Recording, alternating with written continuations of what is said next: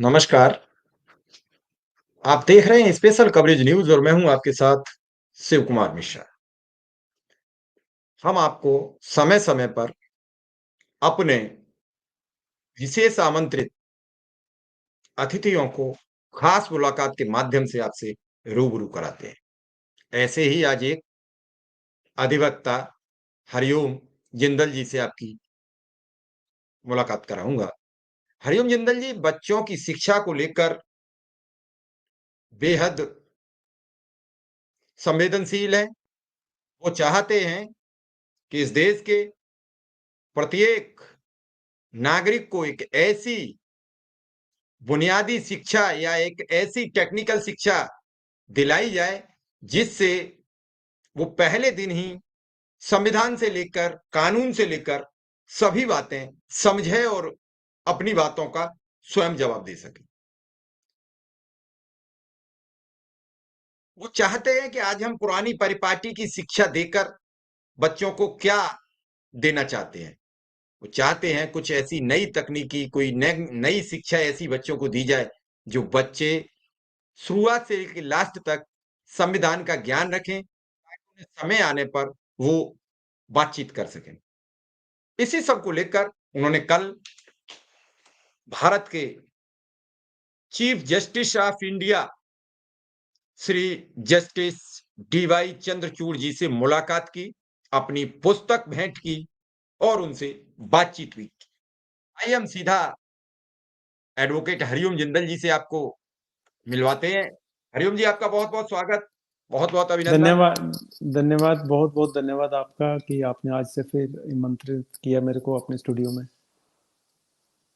हरिओम जी, कल आपने इस देश के सर्वोच्च पद पर बैठे chief justice of India DY Chandrachud ji से मिलकर बुनियादी शिक्षा में बदलाव की जरूरत पर बातचीत की। क्या बोले? बिल्कुल जी।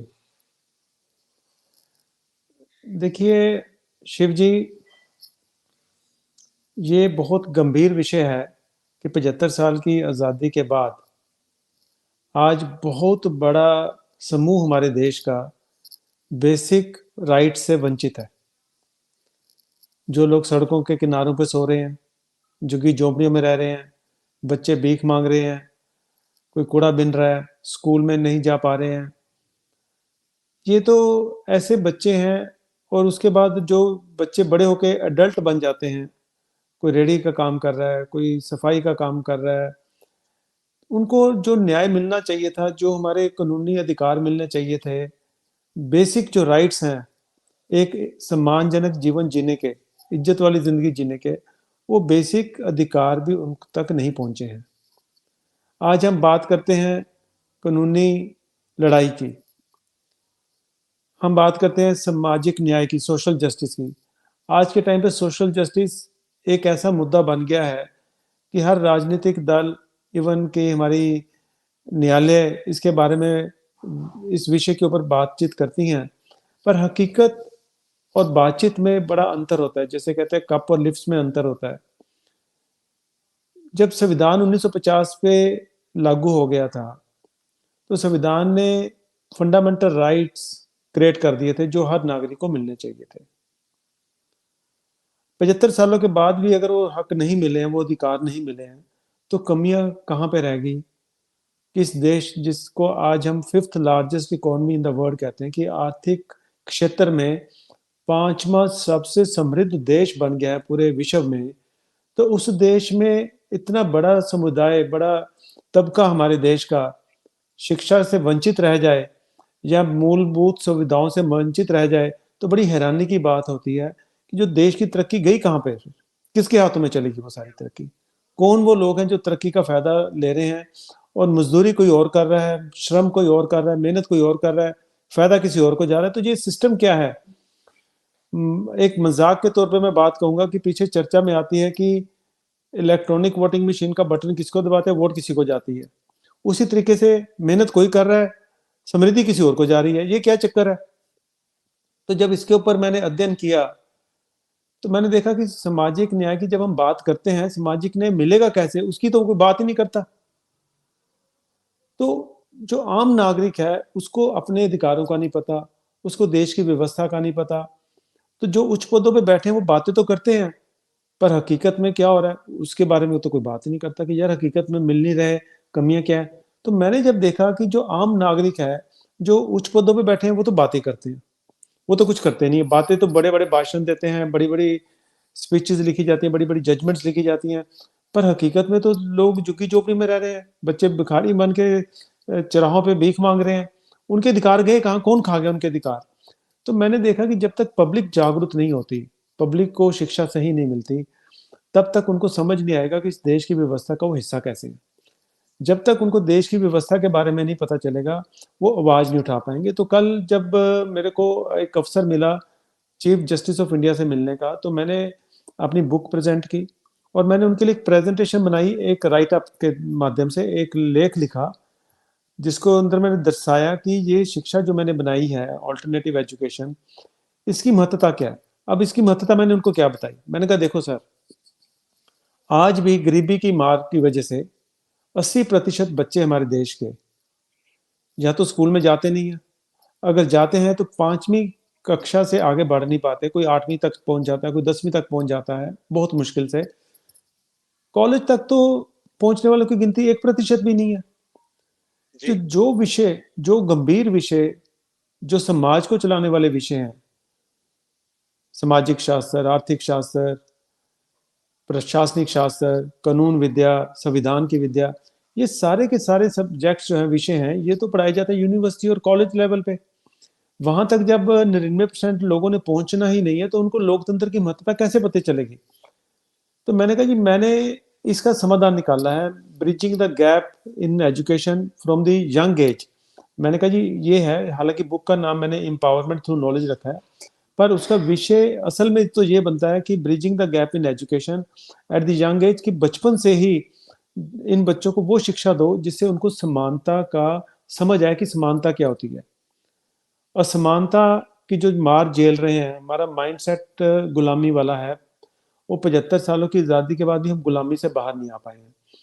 हम बहुत बड़े शेड्यूल कास्ट, शेड्यूल ट्राइब्स की बात करते हैं, बैकवर्ड क्लासेस की बात करते हैं, हम उनके अधिकारों की बात करते हैं, इकोनॉमिक बैकवर्ड क्लास की बात करते हैं। ये पीछे क्यों रह गए 75 सालों में, क्यों नहीं इनको मेन स्ट्रीम में जोड़ा गया आज तक। क्यों सफाई कर्मचारी आज भी किसी सुरक्षा बिना किसी सुरक्षा के कवच पहने हुए आज भी नालों में उतर जाते हैं, कईयों की मौत हो जाती है गैस चैम्बरों की तरह। तो ये क्यों हो रहा है हाथ से, ठीक है।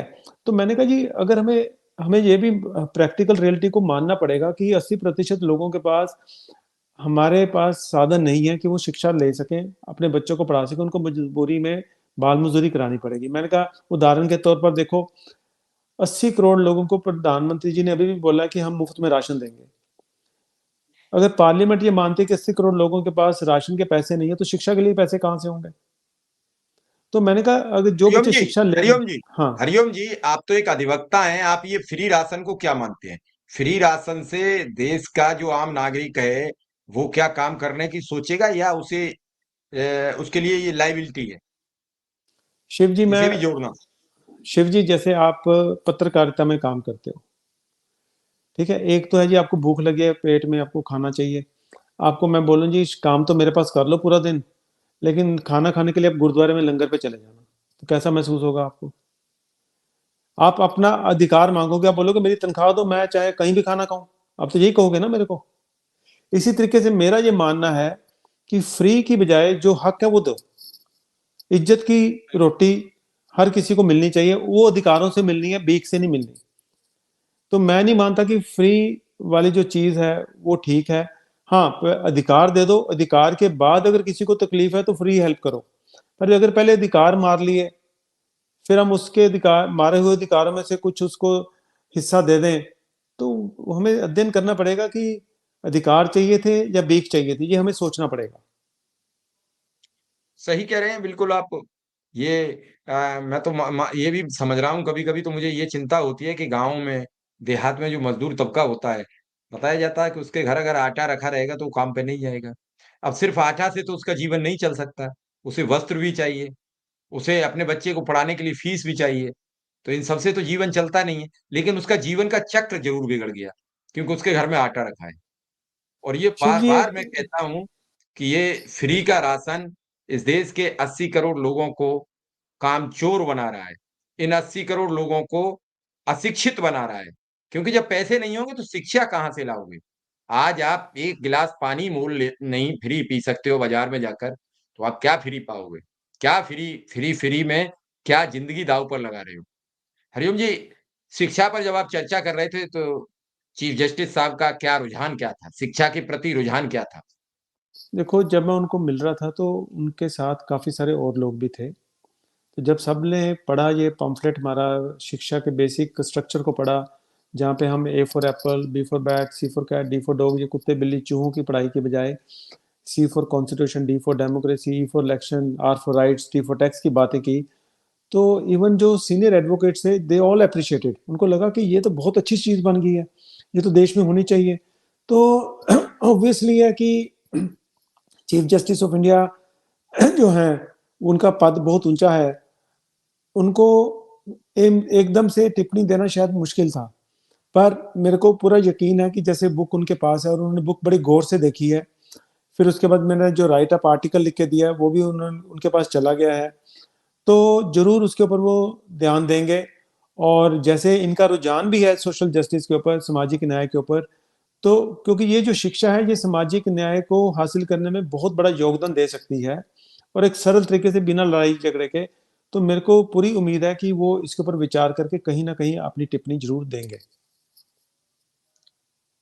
हरिओम जी, आप लगातार शिक्षा को लेकर बेहद चिंतित रहते हैं, बेहद संवेदनशील रहते हैं। शिक्षा ही सब कुछ है। शिक्षा नहीं है तो सब कुछ शून्य है। बिन बिना पढ़ा लिखा आदमी शून्य है।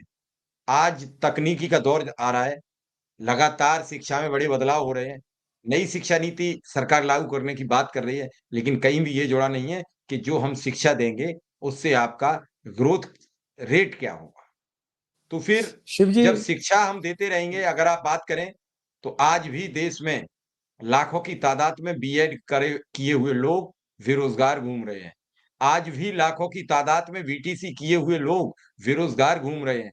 आज भी बीपीएड, एमपीएड, सीटेट, टेट किए क्वालीफाई किए लोग लाखों की नहीं, अगर पूरे देश की बात करेंगे तो करोड़ों की तादाद में बेरोजगार घूम रहे हैं। तो फिर जब ऐसी शिक्षा देकर हम बच्चों को या युवाओं को रोजगार नहीं दे सकते हैं, तो वो शिक्षा किस काम की है? क्यों नहीं ऐसी शिक्षा की संस्थाओं को बंद किया जाता है, जो टेक्निक तो देती हैं, तकनीकी सिखाती हैं कि बीएड कर लीजिए, बीटीसी कर लीजिए, लेकिन रोजगार की गारंटी कौन लेता है? शिव जी, मैं कहूँगा कि शिक्षा के ऊपर सवाल बहुत बड़ा होना चाहिए कि शिक्षा क्या होती है। एक चोर अपने शागिर्द को शिक्षा देता है कि चोरी कैसे करनी है, वो भी शिक्षा उसके लिए। तो एक अपराधी अपने साथी को शिक्षा देता है अपराध कैसे करना है, शिक्षा तो वो भी है। तो क्या हमें वो शिक्षा चाहिए कि जो शिक्षित आदमी आईएएस बनने के बाद, आईपीएस बनने के बाद लोगों की मदद करने के बजाय अपने ओहदे इंजॉय करे, लोगों से गुलामी कराए और फिर उनसे रिश्वत ले, फिर उनसे सलामी मरवाए? आज़ाद भारत में जब समानता संविधान ने बना दी कि हर नागरिक बराबर है, तो आज हम बड़े अफसरों के पैर क्यों छूते हैं? हैरानी की बात है कि उम्र से बड़ा होगा कोई वो इंसान, पर आम पब्लिक का होगा, और एक ऑफिसर छोटा सा बना होगा, उसके पावर इतनी दे दी गई है कि बुजुर्ग आदमी भी उसके पैर छूने को तैयार है कि मेरा काम कर दो। ये ये तो गिड़गिड़ाने वाली बात होगी, भीख मांगने वाली बात होगी। ये आज़ाद भारत की शिक्षा थोड़ा है। हमारे संस्कारों को भी इन्होंने तबाह कर दिया। संस्कार कहते हैं कि बड़ों का सम्मान करो, यहाँ पे तो बड़ा कौन है? जिसके पास ताकत है, कानूनी ताकत। तो ये जो बराबर का दर्जा हमें मिलना था, वो तो मिला ही नहीं है। मानसिक तौर से गुलाम किया हुआ है सब लोगों को। इसलिए शिक्षा में बदलाव बहुत ज़्यादा ज़रूरी है। जो शिक्षा हमें बताए देश में आपका बराबर का हिस्सा कैसे है, आपका बराबर का कंधा कैसे है, आपका स्टेटस कैसे है, वो बताए और उसको इंश्योर करे। आम देखो, अगर आप देश के मालिक हम सब नागरिक हैं, है कि नहीं? हम सब नागरिक बिल्कुल, मालिक हैं देश के। अगर हम देश बिल्कुल। के बराबर के मालिक हैं, अगर आपके सामने शिव जी कोई देश को खराब कर रहा है किसी भी तरीके से, कोई रिश्वत ले रहा है, कोई सड़क को तोड़ रहा है, तो आपका नुकसान हो रहा है कि नहीं? बिल्कुल। तो अगर आप बेबस हो, आप उस नुकसान को रोकने की कैपेसिटी ना रखते हो, तो लोकतंत्र आपके लिए क्या हुआ? आपका देश आपके सामने ही खराब हो रहा है। तो आपके अंदर वो कैपेसिटी ही नहीं हुई, आपको कि छोड़ यार मैंने क्या लेना देना। अगर आपके अंदर ये भावना आ गई तो हमने किस तरीके के नागरिकों में क्षमता पैदा की है, किस तरीके का पब्लिक करेक्टर बिल्ड किया है, शिक्षा कहाँ गई हमारी।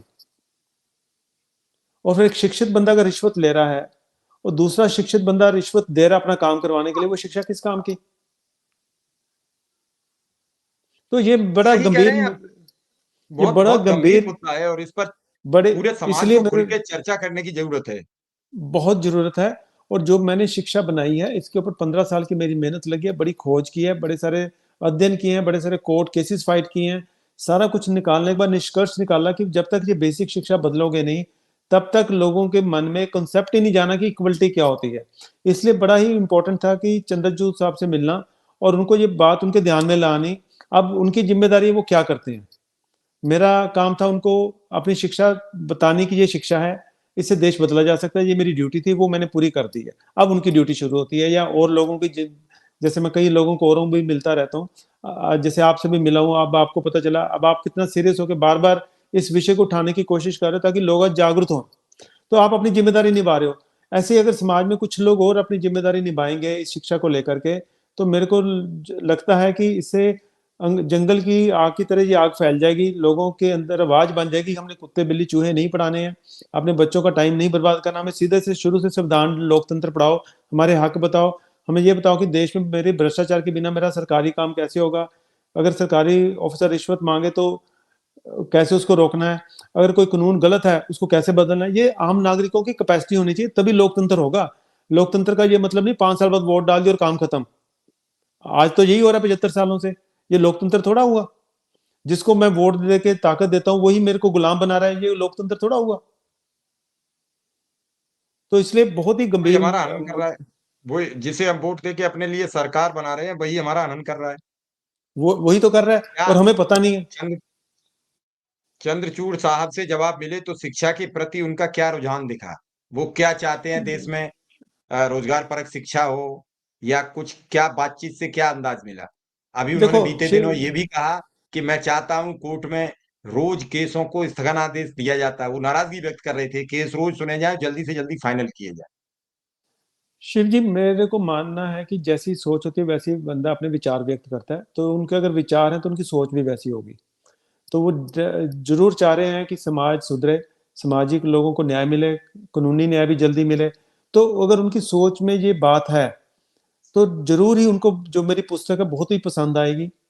और उसको समझते हुए, क्योंकि देखो ये एक्चुअली तो मुद्दा गवर्नमेंट का है, गवर्नमेंट ने पॉलिसी बनानी है शिक्षा की, कोर्ट ने तो इम्प्लीमेंट करना है, ये देखना है कि जो पॉलिसी गवर्नमेंट ने बनाई वो इम्प्लीमेंट हो रही है कि नहीं हो रही। पर फिर भी ऐसे उच्च अधिकारी के विचार जब प्रकट होंगे सामाजिक तौर पे, तो उससे समाज में बहुत बड़ा प्रभाव जाएगा। तो ये मेरा एक पर्पस था, क्योंकि ये रिट पटिशन तो है नहीं है, ये कोई एप्लीकेशन नहीं, ये तो पर्सनल मीटिंग थी। ठीक है। और उन तक उनके संज्ञान में ये बात लेके आनी मेरे लिए बहुत जरूरी थी, क्योंकि ये कई पब्लिक प्लेटफॉर्म्स में बोलते हैं, तो कहीं पे हो सकता है कि ये जिक्र करें कि देखो ये समाधान तो है अवेलेबल, और गवर्नमेंट को भी सजेशन दे दें। कोई गवर्नमेंट के अंदर सोशल जस्टिस के लेकर कोई केस आता है तो उसके ऊपर विचार होता है कि सोशल जस्टिस डिलीवर कैसे करना है, तो वो मैकेनिज्म बता सकते हैं, देखो ये मैकेनिज्म है, इसको इम्प्लीमेंट कर दो। तो इसलिए उनके संज्ञान में ये बात लानी बड़ी जरूरी थी।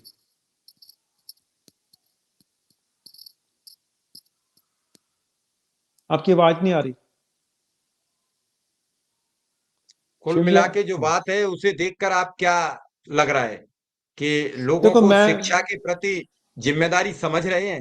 इस देश में सबसे महत्वपूर्ण चीज है, आज आप जाइए, पहले तो कक्षा 1 में बच्चे गांव के नहीं जाते, उसके बाद अगर चले भी गए तो कक्षा 5 के बाद ड्रॉप आउट हो जाते हैं। अगर 5 के बाद कुछ बच्चे बच गए तो कक्षा 8 तक ड्रॉप आउट है। फिर गिने चुने बच्चे हाई स्कूल इंटर तक पहुंचे, और ग्रेजुएट तक तो बहुत कम तादाद में बच्चे पहुंचते हैं। इस सब आंकड़े जनता के पास भी हैं, आम नागरिकों के पास भी हैं, और उसके पास हजारों लाखों की तादाद में अगर बात करेंगे तो एनजीओ काम कर रहे हैं शिक्षा पर।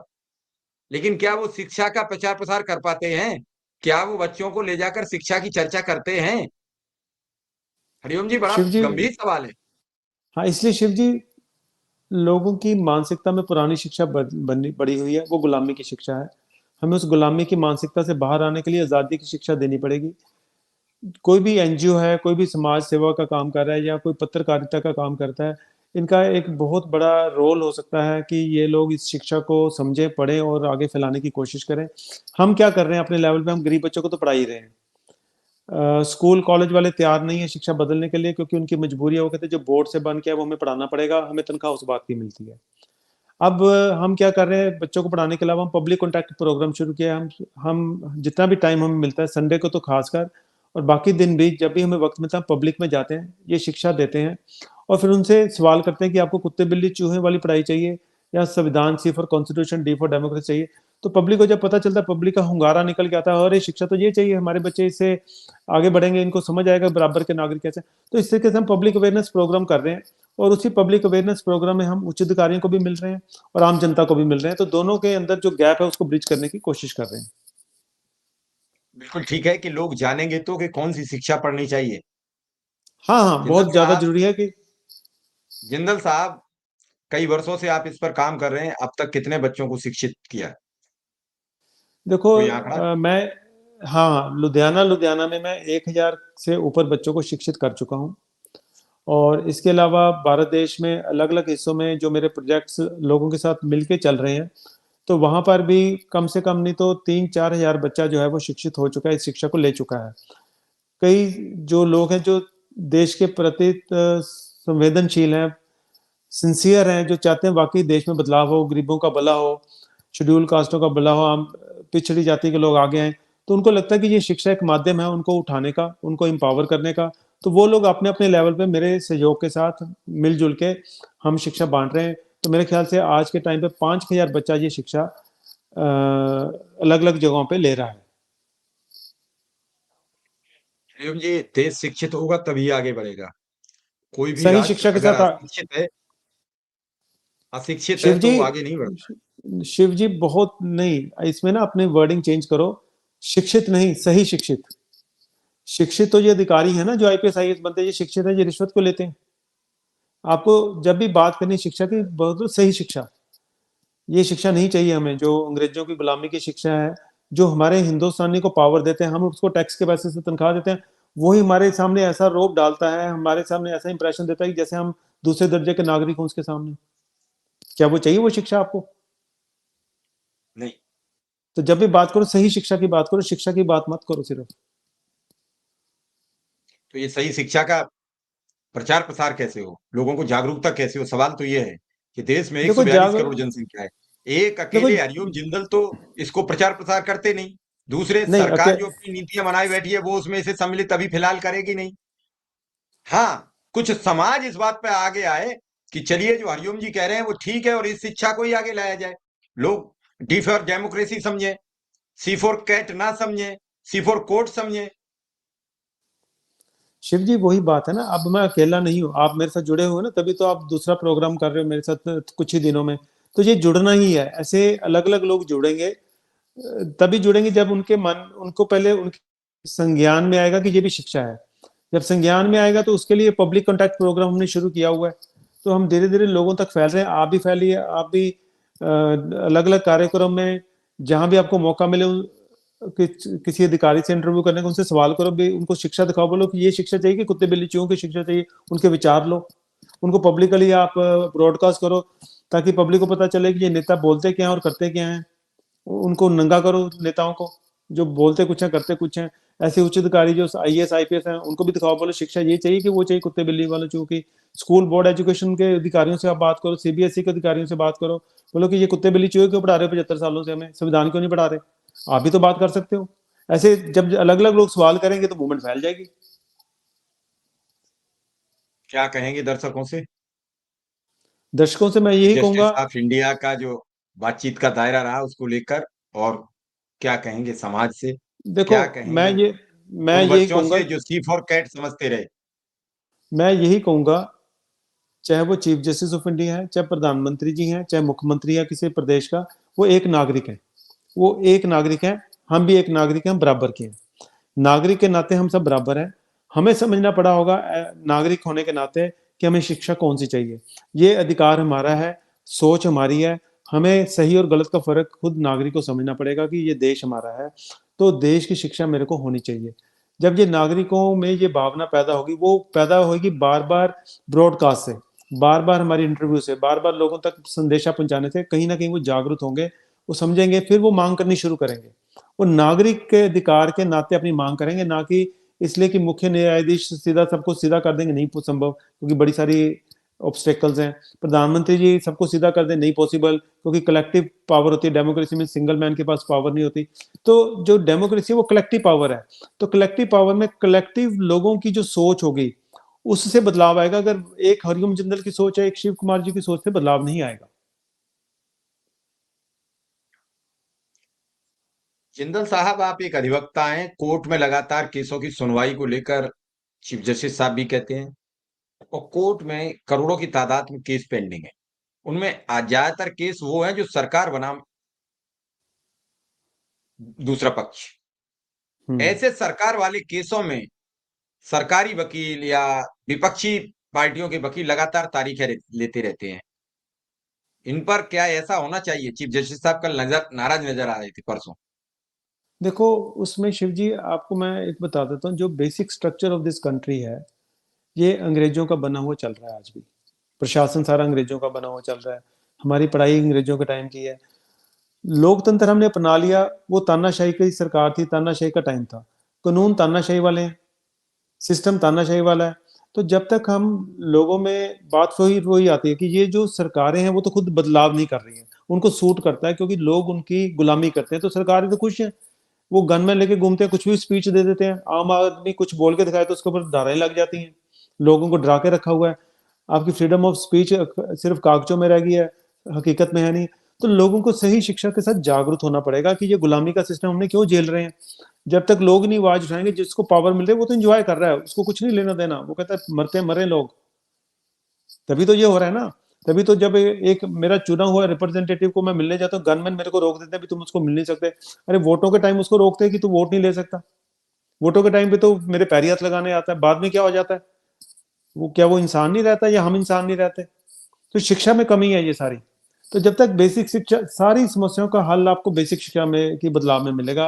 और कोई हल नहीं है। आप भी कितने सालों से पत्रकारिता कर रहे हो, कितने लोगों से आपका इंटरेक्शन है, बेसिक शिक्षा बदले कुछ नहीं होना, मेरे से लिखवा लो आप। नहीं, बिल्कुल ठीक कह रहे हैं। जब तक शिक्षा में अभूतपूर्व, मूलभूत नहीं, अभूतपूर्व परिवर्तन करने होंगे। हाँ, और उसके कई लिए चीजों मैंने पर मैं देखता हूँ, कई उसके साथ चीजों देखो, पर मैं मेरी देखता हूँ। जी, जी, जी। मेरी इतने साल की मेहनत होगी, मैंने रिसर्च कर लिया, अब तो मैंने तो प्रोडक्ट तैयार करके दे दिया। अब तो उसके ऊपर तो सरकार के ना पैसे लगने हैं, ना मेहनत लगनी है, लोगों की मेहनत लगनी है। लोगों ने तो सिर्फ डिमांड करनी है ना कि ये शिक्षा दे दो हमें बस। जिस स्कूल में बच्चे पढ़ते हैं वो मांगे हमारे बच्चों को ये पढ़ाओ, कुत्ता बिल्ली चूहा हमने नहीं पढ़वाना है। जब स्कूलों के ऊपर दबाव आना शुरू होगा, पेरेंट्स को स्कूल वाले बोर्ड को लिखेंगे। तो हमें हर तरीके से ऐसा मूवमेंट क्रिएट करनी पड़ेगी कि जहां पे इतना प्रेशर क्रिएट हो जाए समाज में कि सरकार को बदलनी पड़े या स्कूलों को बदलनी पड़े, अपने आप काम हो जाने। बिल्कुल आपकी ठीक बात है कि जनता भी तो, सिविल सोसाइटी जो है, इन सबको भी तो जागरूक होना चाहिए, और वो सरकार इन्हीं से के थ्रू सवाल होना करें, है। आप हमें पढ़ाते क्या हो? सी फॉर बिल्कुल। कैट कब तक पढ़ाओगे? ए फॉर एप्पल कब बिल्कुल। तक पढ़ाओगे? आखिर कभी तो कुछ बदलोगे। बिल्कुल। बिल्कुल चलिए, वही है धन्यवाद, जब। आपने हमें समय दिया। जी, जी। बात पूरी करिए, तो उसके चलो, बाद बात पूरी करिए पहले। बात पूरी करिए। यही तो मैं कह रहा हूँ कि जब तक जनता को जागरूक कराना हमारी ड्यूटी है। अब हमें जितना भी हमारे माध्यम मिलते हैं, चाहे आपका माध्यम है या और अखबारों का माध्यम है, अभी आपने थोड़े दिन पहले देखा होगा, आज मैंने आपसे साझा भी किया है, दूरदर्शन पे बड़ी स्टोरी है, उन्होंने भी शिक्षा की बात की है। जो मेरे वाला प्रोजेक्ट है, आपने शायद देख लिया होगा आज, है ना? तो वो जी, नेशनल लेवल की स्टोरी है, पूरे नेशन में कहाँ कहाँ गई होगी। तो इस तरीके से जिस भी माध्यम के थ्रू हम कहीं ना कहीं लोगों तक पहुंचा सकते हैं, इंट्रोडक्शन करा सकते हैं, यही एक माध्यम है। फिर धीरे धीरे लोगों को इकट्ठा करके आवाज उठाएंगे। आप लीड करो, आप दिल्ली में रहते हो। मैं अभी थोड़े दिन बिल्कुल। बाद मेरी प्लानिंग है कि दिल्ली में हम किसी पब्लिक प्लेस में अपना फ्लैक्सेस लगा के शिक्षा के ऊपर बैठेंगे कहीं पे, आपको साथ, आपके सहयोग से, आपके गाइडेंस के नीचे। नहीं, नहीं, मैं मेरा मेरा पूरा सहयोग रहेगा। मैं चाहता हूं इस देश में शिक्षा की अभूतपूर्व बदलाव हो, और लोगों को सही शिक्षा के द्वारा शिक्षित किया जाए, ताकि हाँ, तो वो हम मिलके। नियमित रूप नियमित रूप से अपना भोजन पानी, यानी सोर्स ऑफ इनकम, रोजगार पर बातचीत भी करें, जिन्हें अपने अधिकार का पता हो। आज जो शिक्षा मिल रही है उसमें अधिकार की चर्चा नहीं होती। वो समझ ही नहीं पाता। वो 12th कर लेता है, वो ग्रेजुएट हो जाता है, वो समझ ही नहीं पाता मेरा अधिकार क्या है। वो सिर्फ एक चीज जानता है कि नेताजी आके ये बता जाते हैं आप वयस्क हो गए हो, वोट डालने का अधिकार है। उसे ये बस नहीं बस। मालूम कि हम जिस देश में पैदा हुए वहां हमें रोजगार का भी अधिकार होना चाहिए, वहां हमें भोजन का अधिकार होना चाहिए, वहां हमें आवास लेने का अधिकार होना चाहिए, हमारे सब अधिकार होने चाहिए। लेकिन इन सब पर चर्चा तो वो तब करेगा जब उसे पता हो। उसे तो ए फॉर बिल्कुल। एप्पल पढ़ा दिया, बी फॉर बॉय पढ़ा दिया, सी फॉर कैट पढ़ा दिया, डी फॉर डॉग पढ़ा दिया, वो जाने क्या। तो इसी तरीके से आपका मैं धन्यवाद देता हूं कि कम से कम आप एक जागरूक नागरिक की हैसियत से पूरे देश को एक नई विचारधारा तो प्रस्तुत कर रहे हो। लोग चले न चले, गांधी जी रोज नई बातें कहते थे, लोग चले न चले, लेकिन एक दिन चले, देश स्वतंत्र हुआ, वर्षों की गुलामी दूर हुई। अब आज फिर यही सोचते रहो कि जो वर्षों पहले लोग कहते हैं कि क्यों बदल दी जाए शिक्षा। अच्छा आप एक बात बताइए, आज से 50 वर्ष पहले आप काय पे चलते थे? बैलगाड़ी पे। क्यों फोर व्हीलर में हम्म। बैठ के घूम रहे हो? क्यों बस में बैठ के यात्रा कर रहे हो? आज भी क्यों नहीं बैलगाड़ी प्रयोग करते? अरे बदलाव हुआ, टेक्निक आई, तकनीक के साथ गए। 2000 से पहले किसके पास फोन था? आज देश में हर व्यक्ति के हाथ फोन है, एक एक घर में चार चार फोन है। तकनीक आई, हम्म। फिर शिक्षा में सही शिक्षा के बदलाव क्यों नहीं? पूरा ये जीवन बिल्कुल कर सही दिया। सवाल है। एक टाइम होता था गांव में कि लोग बहुत सी सब्जियां नहीं खाते थे। गांव में आदमी को मटर की दाल खानी पड़ती थी। आज मटर बाजार में उपलब्ध नहीं है, छोले की चाट मिलती है। तब आदमी घर पे मटर नहीं खाता था, आज मटर चाट के लिए तरस रहा है कि एक पत्ता कहीं मटर खाने को मिल जाए। बदलाव आया कि नहीं आया? कभी आज से 20 साल पहले आप बताइए, कभी आपको प्रत्येक माह में हरी मटर मिलती थी? आज आप किसी महीने में चले जाइए, तेज मिले महंगी मिले, आपको हरी फली मिलेगी। इसका मतलब बदलाव, ये प्रकृति है। तो फिर शिक्षा में बदलाव क्यों नहीं? ये कौन सा ढकोसला है? यही सब तो जागरूकता करने की जरूरत है। मजदूर, मैंने मुझे खूब याद है कि मैंने 5 रुपया में मजदूर की मजदूरी दी है। मैंने अपने जीवन काल में मैंने 29 रुपया, 28 रुपया, 27 रुपया किलो देसी घी खुद अपने हाथों से बेचा है।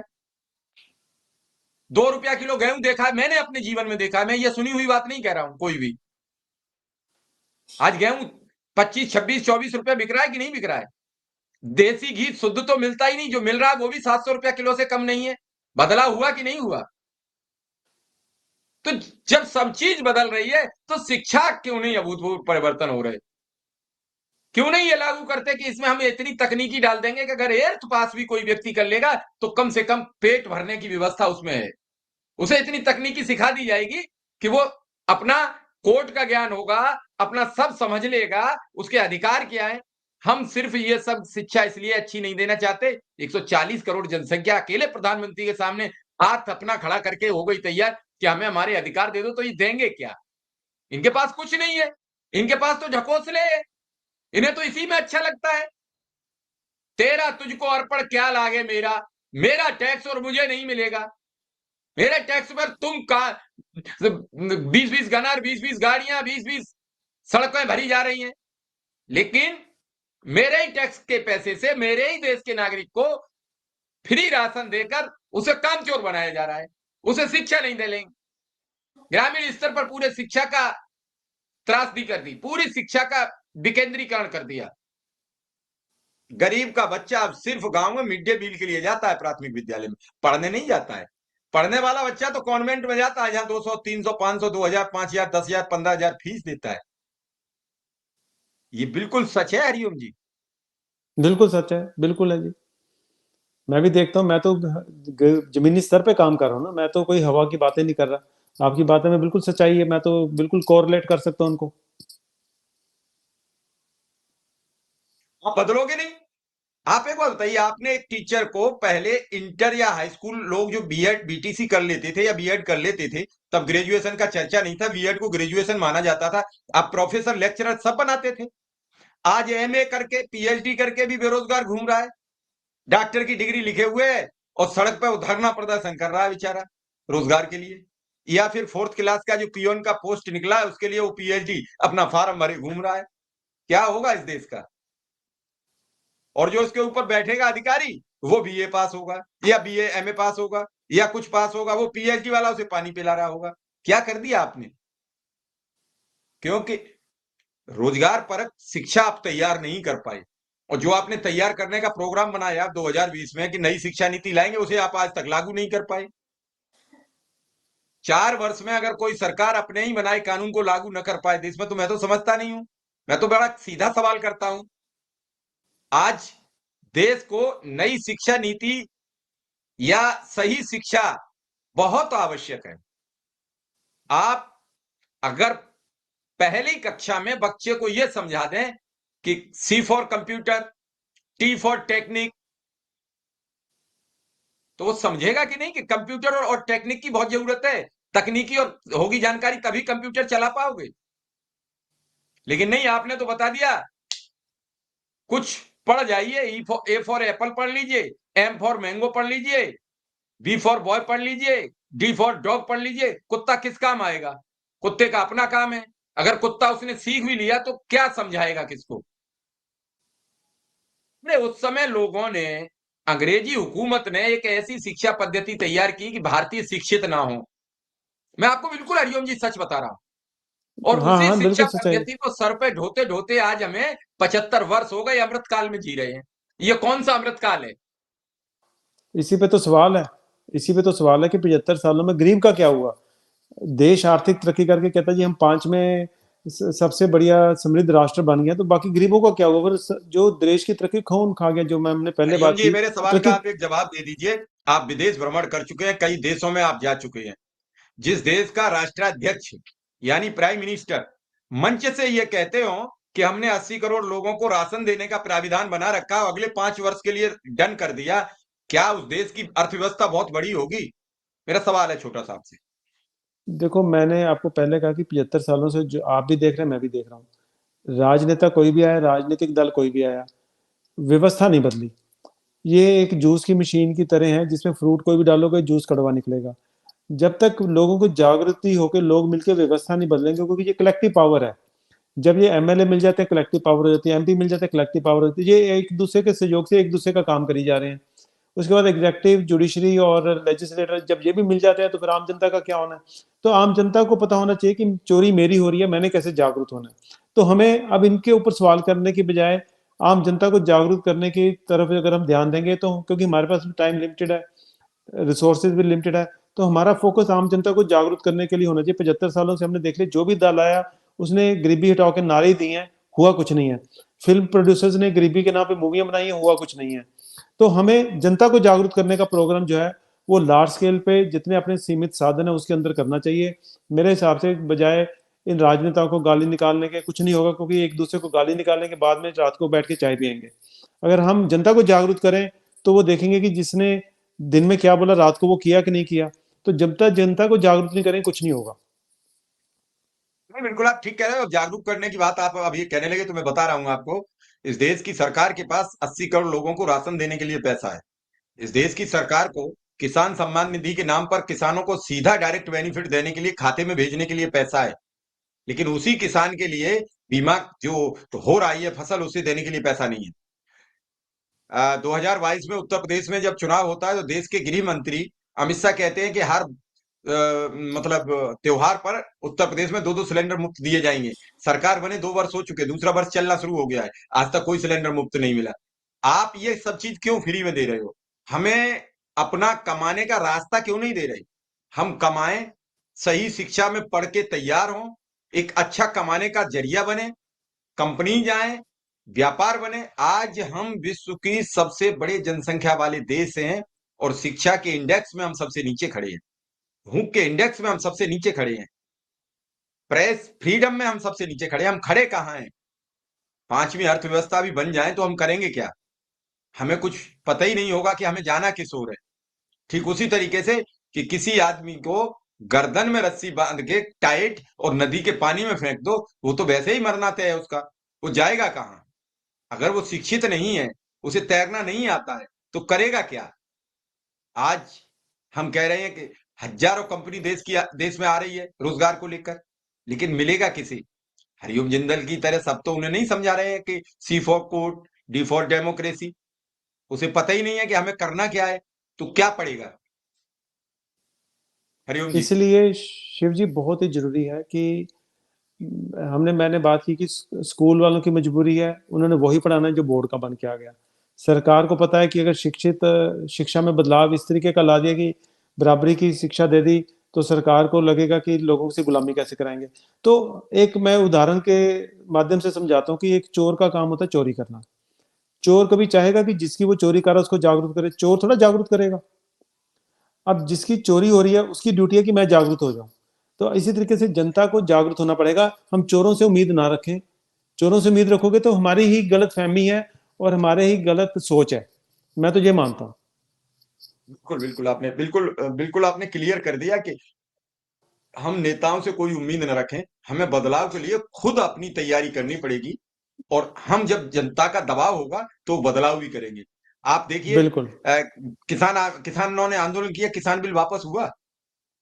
नहीं हाँ वो किसान देखो जागते ना। तो किसान बिल लागू था। हाँ इसी तरीके से कई बाकी। चीजें हैं।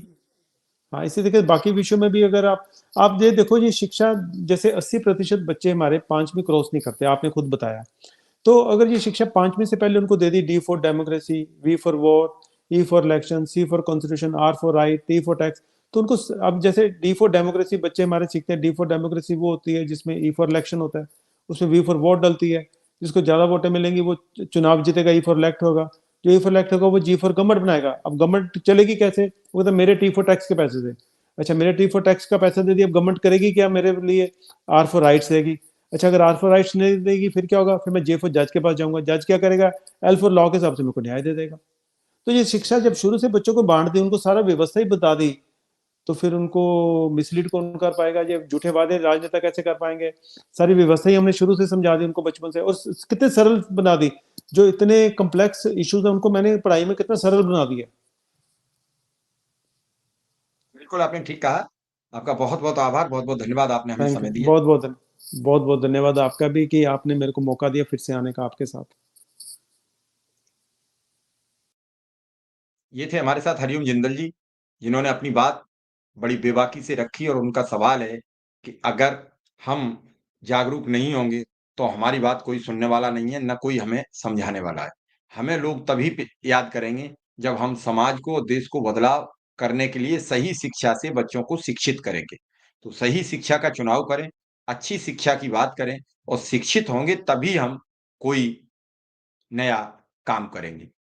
इस वीडियो को अगर आप पसंद कर रहे हैं और आपको अच्छा लग रहा हो, ताकि ये जन भावना आगे जाए, हरिओम जी लगातार इस माध्यम से उत्तर प्रदेश में भी शिक्षा को लेकर एक रोशनी करना चाहते हैं। उस रोशनी में जो भी सम्मिलित होना चाहते हैं, उनका स्वागत है और अभिनंदन है। आइए अगला प्रोग्राम फिर आपके साथ अनुदेशकों की कोर्ट में सुनवाई है, उस पर चर्चा करेंगे अभी चंद मिनट के बाद 6:45 पे। तो आइए जुड़िए और सुनिए। नमस्कार।